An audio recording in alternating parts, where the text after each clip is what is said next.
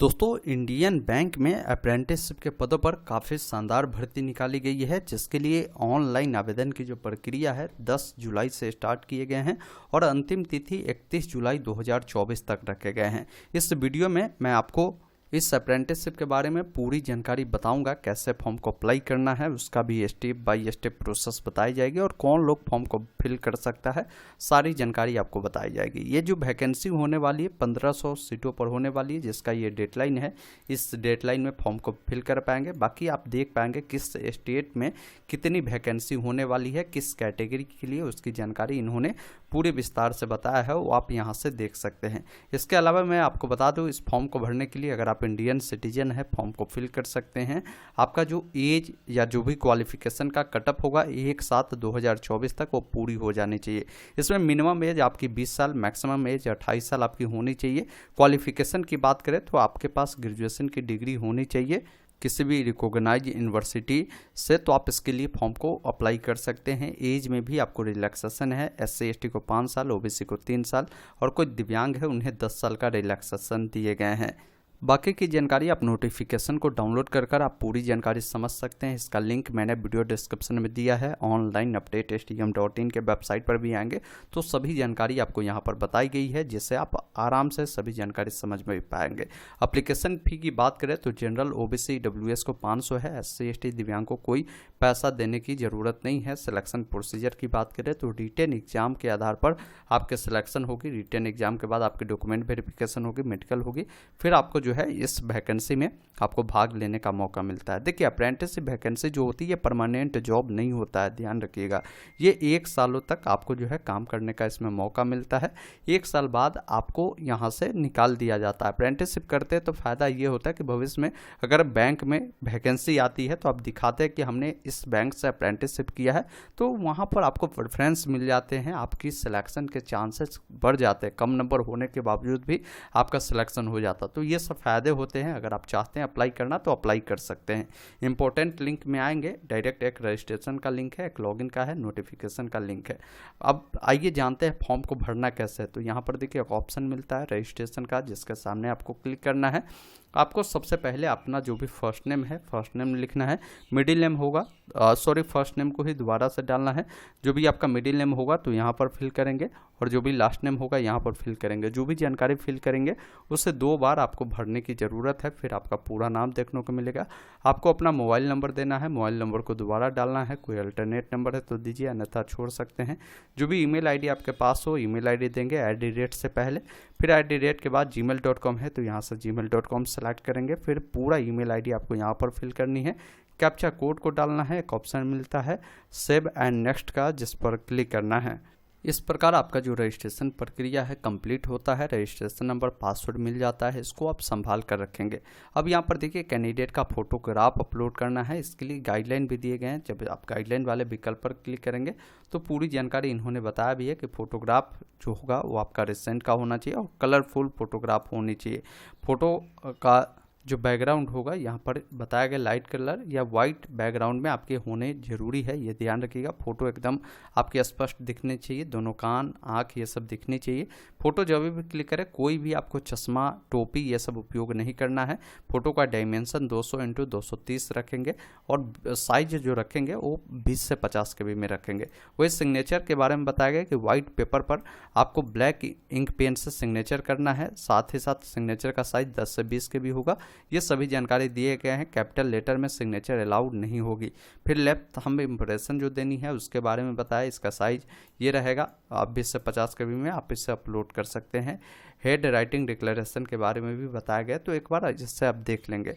अब यहाँ पर आपको अपना फोटोग्राफ को सेलेक्ट करना है, चेक बॉक्स पर टिक करना है, सिग्नेचर यहाँ पर देना है, इस चेक बॉक्स पर टिक करना है, नेक्स्ट वाले विकल्प पर क्लिक करना है।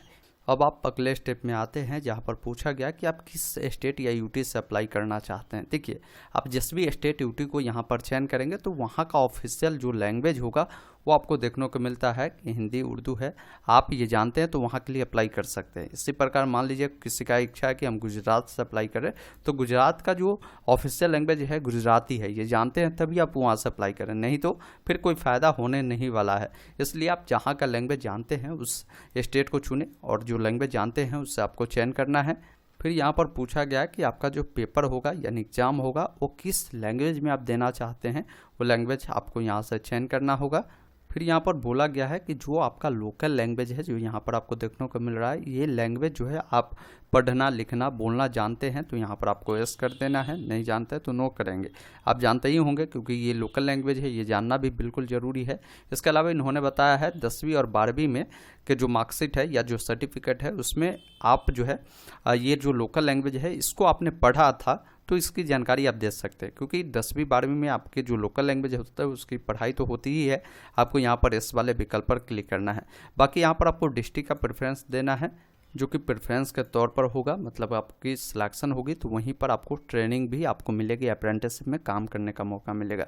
आप उससे चयन करेंगे क्योंकि 3 प्रेफरेंस आपको देने की ज़रूरत है, आप उससे चयन करेंगे। फिर आपका जो कैटेगरी होगा, कैटेगरी आप यहाँ से चुनेंगे, जैसे ओबीसी SC ST जो भी है आप यहाँ से सेलेक्ट करेंगे और ओके वाले विकल्प पर क्लिक करेंगे। जैसे हमने ओबीसी चुना तो इस यहाँ पर सब कास्ट पूछ रहा है तो जो भी सब कास्ट होगा चुनेंगे। अगर आप SC ST है तो यहाँ से SC ST को चुनेंगे तो आपको भी सब कास्ट यहाँ पर देने की ज़रूरत होगा। तो जो भी आपका कास्ट होगा उसका नाम आप बता दीजिएगा। बाकी अगर आप 40% या उससे अधिक दिव्यांगता आपके अंदर है तो यस करेंगे, किस टाइप की दिव्यांगता है बताएंगे, नहीं है तो नो करेंगे। ये जानकारी आपको भरने की ज़रूरत नहीं होगी, डायरेक्ट आपको नीचे आना है।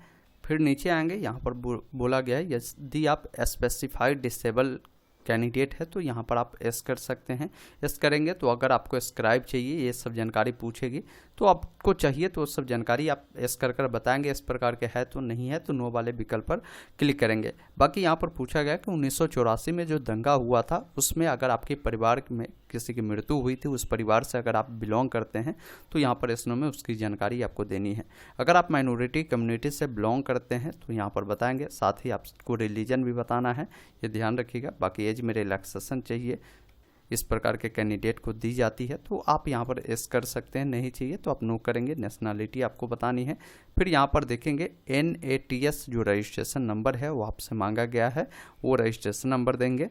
अगर आपका रजिस्ट्रेशन नहीं हुआ है तो ये nsts.education.gov.in का वेबसाइट है, जहाँ पर जाकर आप रजिस्ट्रेशन कर सकते हैं, या यूट्यूब पे लिखेंगे NSTS में रजिस्ट्रेशन कैसे करें, काफ़ी सारे वीडियो मिल जाएंगे। आप किसी एक वीडियो को देखकर अपना रजिस्ट्रेशन प्रक्रिया को पूरा कर सकते हैं।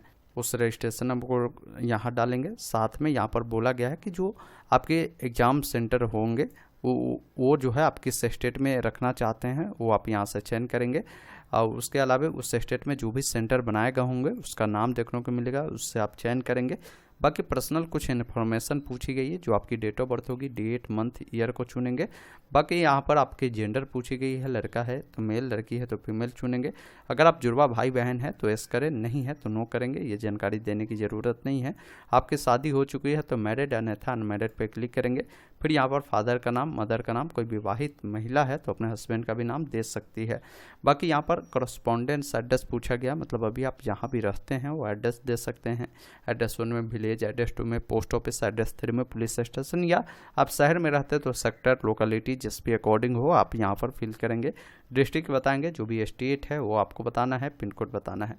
किसी का करस्पॉन्डेंस परमानेंट सामान्य है, चेक बॉक्स पे टिक करेगा, दोनों फिल होगा।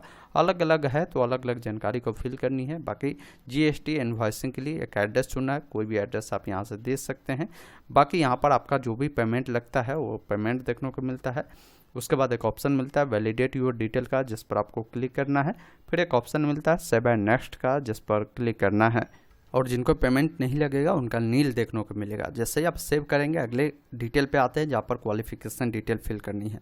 देखिए क्वालिफिकेशन जो आपकी होगी वो ग्रेजुएशन आपकी होनी चाहिए, चूँकि 1/7/2024 तक पूरी हो जानी चाहिए। पैडिंग वाले नहीं अप्लाई कर सकते, ध्यान रखिएगा। बाकी बताएंगे ग्रेजुएशन में जो आपने पढ़ा था वो कौन सा स्ट्रीम था, आर्ट, कॉमर्स, साइंस, वो बताएंगे। साथ ही साथ कब आपने पास किया है वो पासिंग डेट, मंथ, ईयर को चुनेंगे। क्या परसेंटेज है बताएंगे। आपका जो क्लास है या ग्रेड है कौन सा है वो जानकारी बतानी है। अदर कोई क्वालिफिकेशन है तो उसके बारे में भी ऐड कर सकते हैं, जैसे बहुत सारे लोग PG भी किए होते हैं तो आप दे सकते हैं। बाकी यहाँ पर पूछा गया है कि यदि आपने जो है अप्रेंटिसशिप कोई कर रखा है 12 मंथ वाला तो आप बता सकते हैं यस करेंगे, नहीं किया है आप नो कर सकते हैं, एक्सपीरियंस है तो उसकी जानकारी आप दे सकते हैं, नहीं है तो छोड़ सकते हैं। अब यहाँ पर लैंग्वेज के बारे में पूछा गया है जो आप जानते हैं, जैसे हिंदी आप पढ़ना जानते हैं, लिखना जानते हैं और बोलना जानते हैं तो तीनों पर टिक करेंगे। अगर इसी प्रकार और भी लैंग्वेज जानते हैं तो यहाँ पर लैंग्वेज को लिखकर आप बताएंगे पढ़ना लिखना बोलना जानते हैं, उससे टिक करेंगे। फिर एक ऑप्शन मिलता है वैलिडेट योर डिटेल का, जिस पर क्लिक करेंगे और सेव एंड नेक्स्ट पर क्लिक करना है। अब आपके सामने फॉर्म का प्रीव्यू सेक्शन आता है, एक बार पूरी जानकारी देखना है। सभी जानकारी सही है तो नीचे आकर डिक्लेयर करना है या एग्री करना है। एक ऑप्शन मिलता है कंप्लीट रजिस्ट्रेशन का, जिस पर क्लिक करना है। जानकारी गलत है तो बैक हो सकते हैं, सही है तो आप यहाँ पर ओके करें। फिर यहाँ पर श्योर है, आप ओके वाले विकल्प पर क्लिक करेंगे।